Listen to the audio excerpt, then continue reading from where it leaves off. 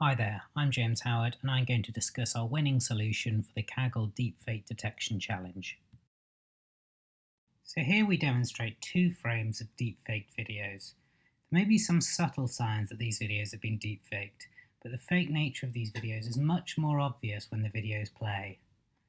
In the left video we see artifacts due to the lighting of the face changing across frames, creating a flashing effect. In the right video we see relatively normal facial tone throughout, but harsh changes in the facial features, with lips moving unnaturally across frames. We hypothesize that these temporal patterns are more likely to be conserved across different deepfake algorithms and spatial idiosyncrasies, and our working solution is based upon this. We considered three approaches for identifying deepfakes. The most obvious is a classical two-dimensional convolutional neural network, which is able to process images at a high spatial resolution. However, these networks are unable to analyze temporal features, and we were concerned that these models may readily overfit to identify actors comprising the training set. A second option is to extract feature maps from sequential frames using one of these networks, and then train a recurrent neural network to classify videos based on how these feature maps change.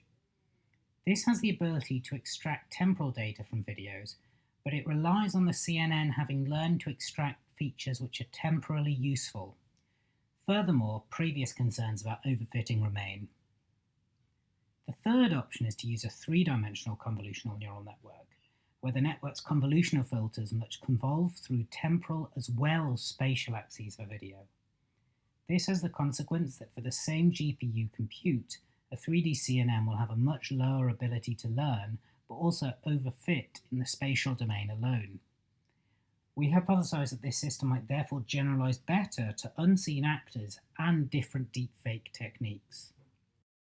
The next step was to identify the best way to extract video data from the training dataset. The most obvious approach for this is to run a face detector on a series of frames within a video, crop these, and then pass a stack of these frames into the network. The problem, however, is that these bounding boxes will have different dimensions and coordinates, with temporally adjacent pixels not actually referring to the same point in space. The face will therefore appear to jump around, making it difficult, if not impossible, for the 3D CNN to learn. Instead, we used a novel way of identifying facial bounding boxes in a series of keyframes to identify unique faces. We can then extract the region of interest that includes the entire face as a video. This system also dramatically reduces the risk of false positives being identified, as faces have to be consistently present across successive keyframes. This approach yielded around 250,000 videos, from which we trained an ensemble of 8 convolutional neural networks. We initially posted very strong results in the competition, and with only 6 weeks left, we were in 4th place using an ensemble of 2 Inception 3D models and a single efficient net. Our log loss did improve over the following month or so with our 8-model ensemble, but we began to rapidly drop down the leaderboard, sliding out of the money zone and into silver medal territory.